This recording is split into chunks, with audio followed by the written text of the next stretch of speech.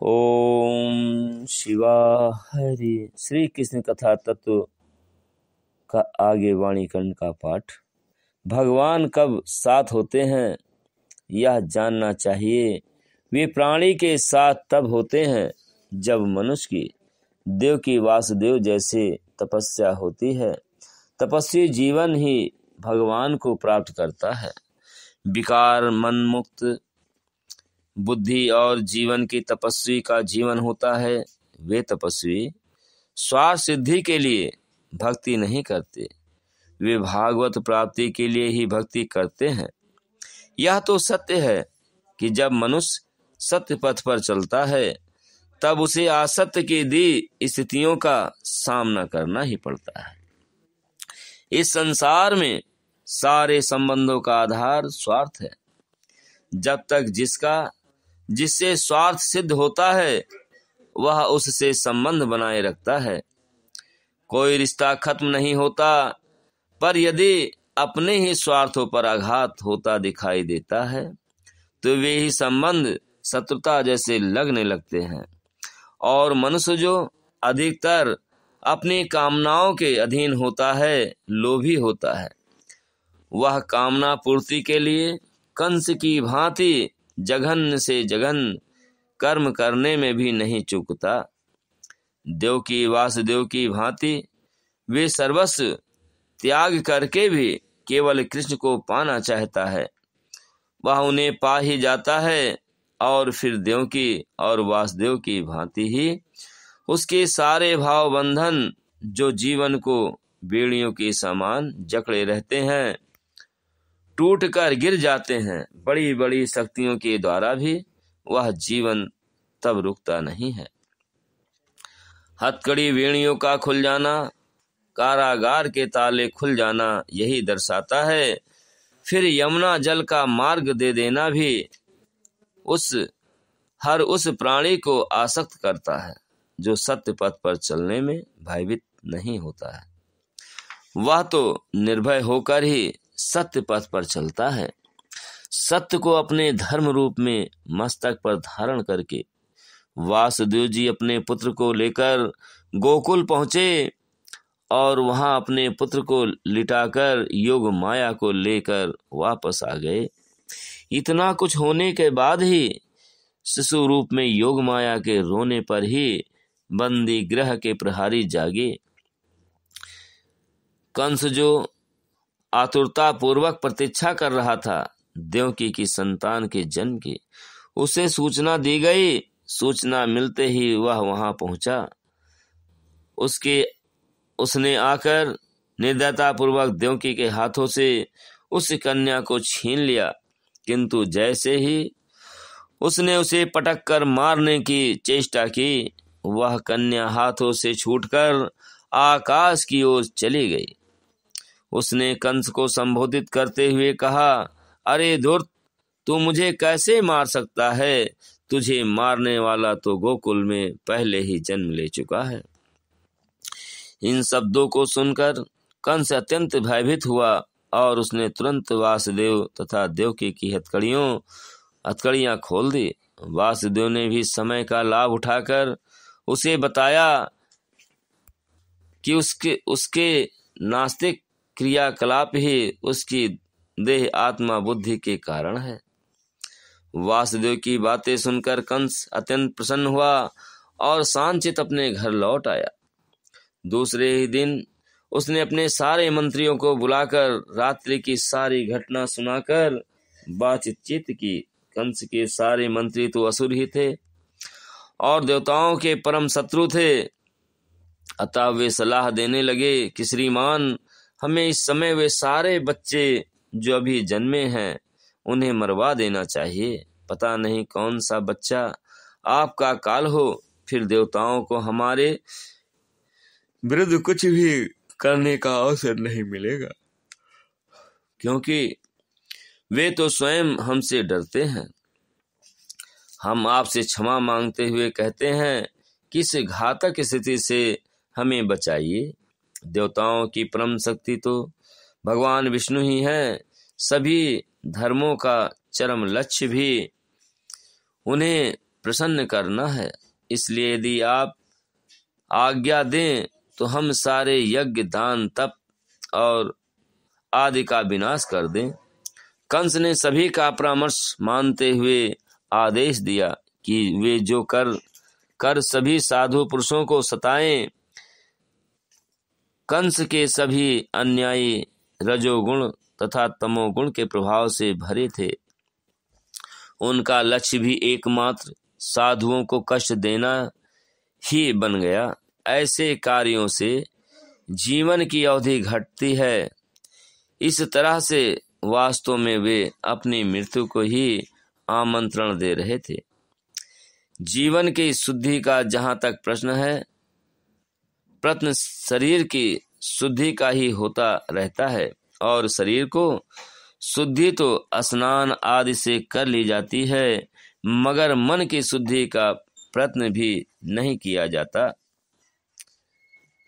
तब मन और बुद्धि के द्वारा पाप होते ही रहते हैं। ये मन और बुद्धि के पाप जीवन पर अत्यंत भारी पड़ते हैं। वे कष्टों, संघर्षों और दुखों का कारण तो बनते ही हैं। जीवन को छोटा भी करते रहते हैं, अर्थात घटते भी रहते हैं। मनुष्य को स्वयं को अपने आप से ही पहले बचने का प्रयत्न करना चाहिए। जब मन और बुद्धि न संभलते हों, तब जीवन का दुर्भाग्य ही निश्चित मानना चाहिए। किंतु यदि लेश मात्र भी सत्गुण का प्रभाव अंतर में होगा, तो ईश्वर कभी न कभी किसी भी रूप में प्रेरणा हमें देंगे। यह प्रेरणा व्यर्थ न जाए। यदि व्यर्थ जा रही हो तो समझो कि दुर्भाग्य शीघ्र ही आ रहा है। संपत्ति की शुद्धि के लिए दान, भागवत अर्चन तथा तपस्या की जा सकती है। बुद्धि की शुद्धि वेद अध्ययन तथा परम सत्य का ज्ञान प्राप्त करके की जा सकती है। वेदों में कहा गया है, जन्मा कोई व्यक्ति किसी जात से बंधा नहीं होता। संस्कार द्वारा ही वह द्विज बनता है। द्विज का अर्थ है पहला जन्म मनुष्य का माँ के गर्भ से होता है, दूसरा जन्म उसका गुरु से शिक्षा प्राप्त करने के पश्चात ही होता है। पर द्विज का अर्थ यह नहीं कि वह ब्राह्मण हो गया। वास्तव में जन्म होता है तब जब वह सत्य को जान लेता है। ब्रह्म को अंतर में धारण करके ही वह सच्चे अर्थों में ब्रह्म कहा जाता है। प्रथा के अनुसार जिस तरह शिशु जन्म का उत्सव मनाया जाता है, श्री कृष्ण भी जन्मोत्सव संपन्न कराने के लिए महाराज नंद ने भी उत्सव आयोजित किया। इस अवसर पर शुभ मंत्रोच्चारण द्वारा उत्सव संपन्न हुआ। कंस ने श्री कृष्ण को मारने के लिए अनेकों मायावी राक्षसियों को भेजा, पर श्री कृष्ण ने खेल ही खेल में उनका वध कर दिया। कंस ने उनका वध करने के लिए अनेकों प्रकार की योजनाएं बनाई, पर वह सफल नहीं हुआ। ओम शिवाय। परम पूज्य बाबा जी के चरणों में सत प्रणाम। अध्याय 6। श्री कृष्ण द्वारा पूतना वध। पूतना वध से आरंभ हो गई श्री कृष्ण की वह लीला जो देखने में तो लीला है, पर आरंभ है उनके उद्देश्य का, जिसके लिए उन्होंने धरा पर अवतार लिया था, अर्थात पैत्राणाम साधूनाम विनाश्या दुष्कृताम धर्म संस्थापात संभवामि युगे युगे। धर्म के अनुसार स्त्री और ब्राह्मण का वध करना धर्म विरुद्ध है, पर जब स्थिति धर्म की रक्षा की हो, तब न्याय सत्य की रक्षार्थ क्या करने के लिए कहता है। अधर्म करने वाला कोई भी हो, स्त्री हो या ब्राह्मण, पर मानवता की रक्षार्थ वह वध करने योग्य ही है। कंस ने पूतना नाम की राक्षसी को, जिसका कार्य ही बच्चों को मारना था, श्री कृष्ण के वध का कार्य सौंपा। वह मुक्त रूप से स्वच्छंद घूमा करती थी। कंस का आदेश मिल जाने से वह और भी स्वतंत्रता पूर्वक बच्चों का वध करती हुई गोकुल पहुंची। वहां पहुंचकर उसने एक परम सुंदरी का रूप धारण कर लिया। भगवान श्री कृष्ण तो दुष्टों का काल ही है, फिर भी जिस तरह राख अग्नि को छिपाए रखती है, उसी प्रकार श्री कृष्ण ने अपने तेज को छिपा रखा था। पूतना घूमते घूमते यशोदा रानी के घर पहुंची और पालने में लेटे बालक रूप में श्री कृष्ण को उसने उठा लिया। वह श्री कृष्ण को गोद में लेकर अपना दूध पिलाने लगी। श्री कृष्ण ने जिस उद्देश्य के लिए जन्म लिया था, वह शुभ कार्य आरंभ करने का समय आ पहुंचा था। श्री कृष्ण का जन्म दुष्टों के संहार के लिए ही हुआ था, और दुष्टों का संहार भी तो धर्म और न्याय के अनुसार तभी हो सकता था जब दुष्ट स्वयं आक्रामक हो। और पूतना का आक्रामक रूप यद्यपि बड़ा ही विचित्र था, एक माता का रूप था। इसलिए उसने श्री कृष्ण को दूध पिलाकर धोखा देते हुए मारना चाहा था। कहते हैं कि उसका वध करने के पूर्व श्री कृष्ण नेत्र मूंद लिए थे। ये नेत्र मूंदना भी श्री कृष्ण का कितना अर्थपूर्ण था, यह भी पता चलता है कि वह रहस्य यह है कि अधर्म करने वाला कौन है, यह तो विचार करने योग्य ही नहीं होता। उसे तो आंख बंद करके ही दंड देना चाहिए। यह भगवान का आदेश भी है और धर्म का न्याय का रूप भी। पूतना पूर्व जन्म में राजा वली की पुत्री थी। जब भगवान ने वामन रूप धारण करके अवतार लिया था और वली से 3 पग भूमि मांगते हुए उनका समस्त ईश्वर श्री संपत्ति राज्य व दोनों लोग मांग लिए थे, उस समय जब उस बाली की पुत्री ने जब पहली बार भगवान का वामन रूप देखा, तो उसके मन में उसके प्रति मातृत्व की भावना जागी थी और उसने कामना की थी कि मैं इसी बालक को गोद में लेकर अपना दूध पिला पाती। फिर तत्काल ही पिता का सारा वैभव जाता देखकर जब उसने पिता की दीन अवस्था को देखा, तो आक्रोधित होकर मन ही मन सोचने लगी थी कि मेरा बस चलता तो मैं इस बालक को मार डालती। यहाँ यह जानने योग्य है कि भगवान सबकी सुनते हैं और सबकी इच्छा पूरी करते हैं। या तो हम इस प्रकार मान लें कि यह कि प्रत्येक कर्म तो फलीभूत होता ही है, प्रत्येक भावना भी आदर्श रूप में कभी न कभी फलती अवश्य ही है। भगवान ने पूतना की उसी इच्छा को पूरा करते हुए उसकी बालक को मारने की राक्षसी भावना के कारण उसे राक्षस योनि में जन्म भी दिया और भगवान को दूध पिलाने की उसकी इच्छा को भी पूरा किया। श्री कृष्ण के द्वारा वह मृत्यु को प्राप्त हुई, पर उसने माता का सम्मान पाया। उसे दूध पिलाने के कारण तब उसे मातृत्व के पश्चात भी सद्गति प्राप्त हुई। ओम शिवा हरि। अध्याय 7 नामकरण संस्कार। यदुवंशियों के कुल पुरोहित श्री गर्गाचार्य जी थे। वे बड़े तपस्वी थे। वासुदेव जी की प्रेरणा और इच्छा से ही वे गोकुल पहुंचे थे। उन्हें देखकर नंद बाबा अत्यंत प्रसन्न हुए। उन्होंने इनके चरणों में प्रणाम किया। उनका विविध प्रकार से सेवा सत्कार करने के बाद उनसे नमस्कार संस्करण करने की प्रार्थना की। गर्गाचार्य ने कहा, सब जगह तो लोग मुझे यदुवंशियों का कुलगुरु जानते हैं।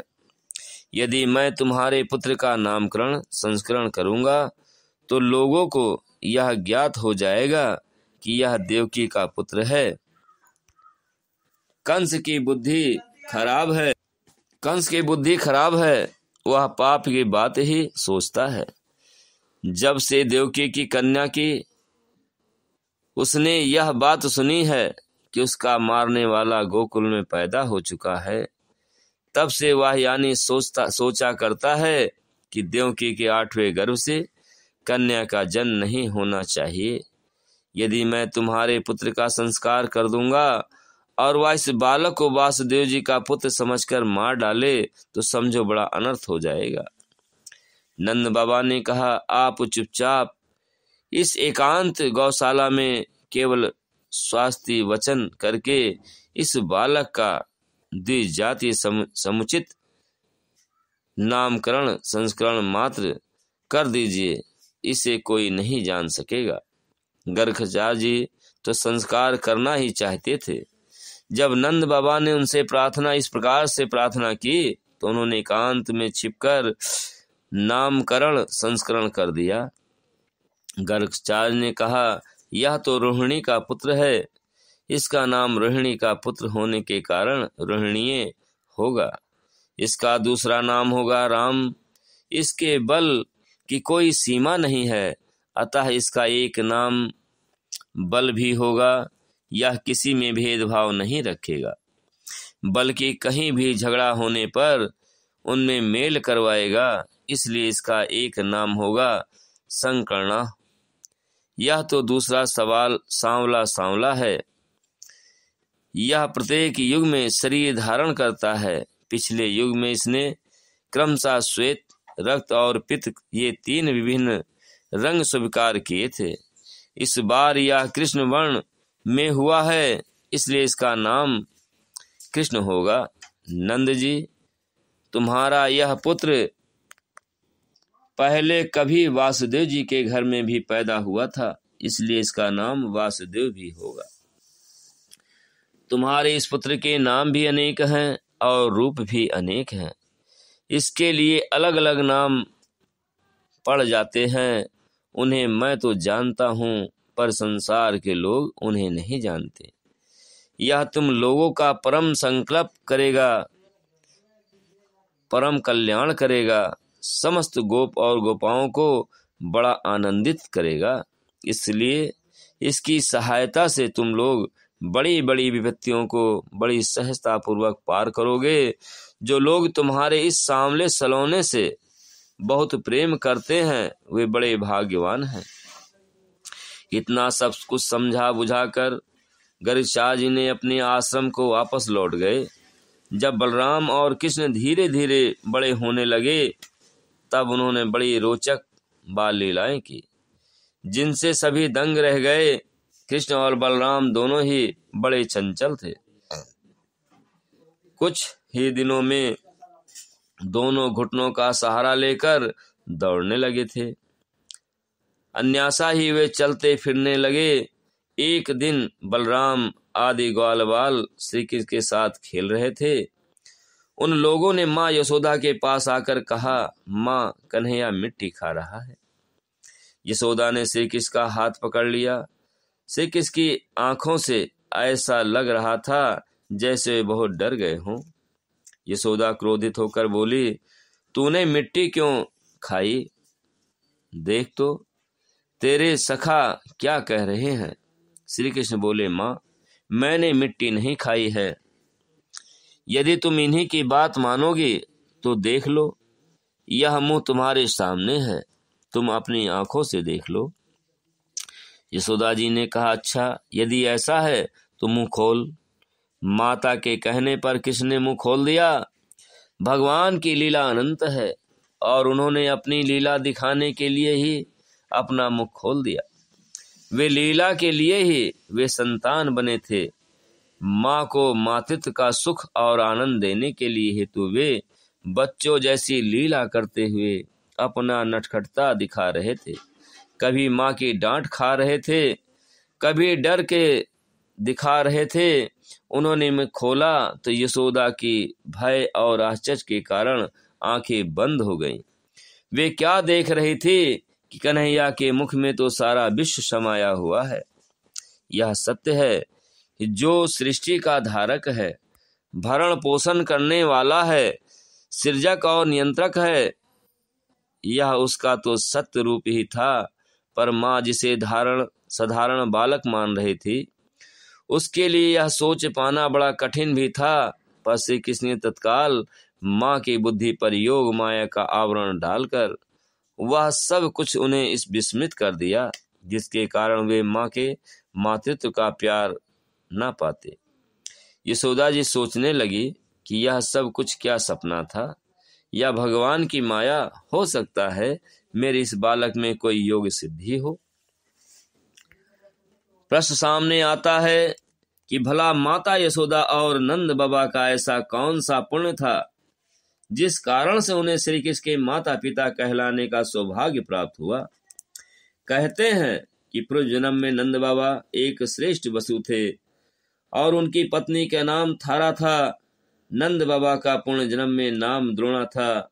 उन्होंने ब्रह्म जी से प्रार्थना करते हुए कामना की थी कि हमें अगले जन्म में भी श्री कृष्ण की प्रेममयी भक्ति प्राप्त हो। ऐसा प्रेम हो जिसके द्वारा मनुष्य संसार की तमाम दुर्गतियों को पार कर सकता है। ब्रह्मा जी ने कहा था ऐसा ही होगा। वे द्रोणा और धरा की वज्र में नंद बाबा और यशोदा के रूप में पैदा हुए। भगवान के सर्वव्यापक रूप के साथ साथ ये स्थितियां भगवान के धर्म और न्याय रूप का भी दर्शन व ज्ञान देती है। भगवान से जो भी मनुष्य भागता है वे उसे भगवान से जो भी मनुष्य मांगता है उसे वह अवश्य ही देते हैं, चाहे वह प्रेम बस मांगा हुआ हो या क्रोधवश या अपनी भावनाओं की विकृतिवश। उनकी बाल लीलाएं, उनका किसी को माता पिता होने का किसी को सखा और स्वामी होने का अधिकार भी तो उन्हीं के द्वारा मांगा उन्हें मिला है। मनुष्य जो भक्ति और तप करते हुए उन्हीं के दर्शन की कामना करता है वह तो निश्चित रूप से उन्हीं को पाता है, पर जो केवल स्वार्थ की कामना से भक्ति करता है वह वास्तव में तो भक्ति का आडंबर ही करता है। भक्ति का आडंबर करने वाले निर्दोष भक्ति का लाभ भी प्राप्त नहीं करता। ओम शिवा हरि। भगवान की प्रार्थना। परम पूज्य बाबा जी हमें बल दें, बुद्धि दें, ज्ञान दें, प्राणों को पावित करें, आत्मा को ज्ञान दें, हमारी आस्था अंधी हो, विश्वास दृढ़ हो, वाणी का आधार लेकर जीवन में हमेशा आपके प्रति अपने कर्तव्य एवं धर्म के अनुसार सदैव आगे बढ़ते रहें। कभी थके नहीं, हारे नहीं, संघर्षों से भागे नहीं। हमारे मन की वृत्तियां आपके श्री चरणों में समर्पित हो, हमारा जीवन आपके श्री चरणों में अर्पित हो। आस्थाहीन को आस्था दें, रोगी को निरोग करें, विश्व का कल्याण हो। परम पूज्य देवी माँ। ओम शिवा हरि। परम पूज्य बाबा जी, परम पूज्य देवी माँ की आरती। जय हो हे भगवान तुम्हारी, वाणी के वरदान तुम्हारी। सर्वशक्तिमय नित्य चिरंतन, तुम आनंद रूप हो भगवन। घिरा वृत्तियों से जग का मन, करो इसे पावन शुभ निर्मल। मात्र यही कामना हमारी, जय हो हे भगवान तुम्हारी। वाणी के वरदान तुम्हारी, भरी अधर्म अनास्था जग में। स्वार्थों के कांटे पग पग में, मन भूला छल की जगमग में। तुमने राह दिखाई पावन, परहित की भावना समारी।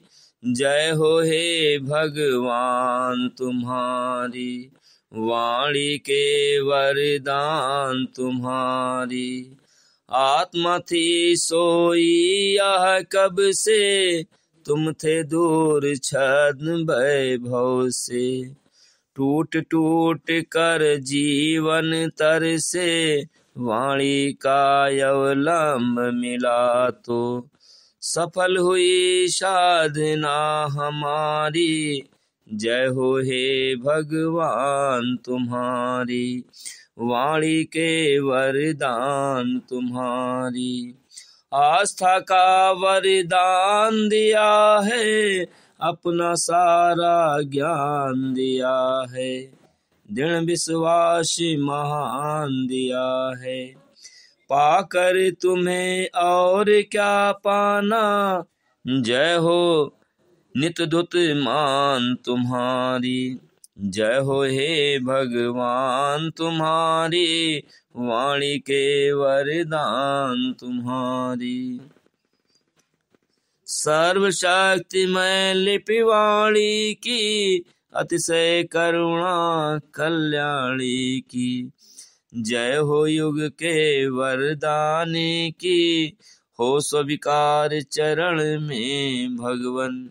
यह प्रणाम आरती हमारी, जय हो हे भगवान तुम्हारी। वाणी के वरदान तुम्हारी। ओम शिवाय। परम पूज बाबा जी की जय हो। लिपि रूप साकार दर्शन की जय हो। विराट रूप दर्शन की जय हो। ओम रूप दर्शन की जय हो। श्री की चेतना अवतार परम पूज देवी माँ की जय हो। देव की नंदन भगवान श्री कृष्ण की जय हो। पूज्य हनुमान जी की जय हो। सभी देवताओं की जय हो। परम पूज बाबा जी की जय हो। परम पूज्य देवी माँ की जय हो। ओम शिवाय।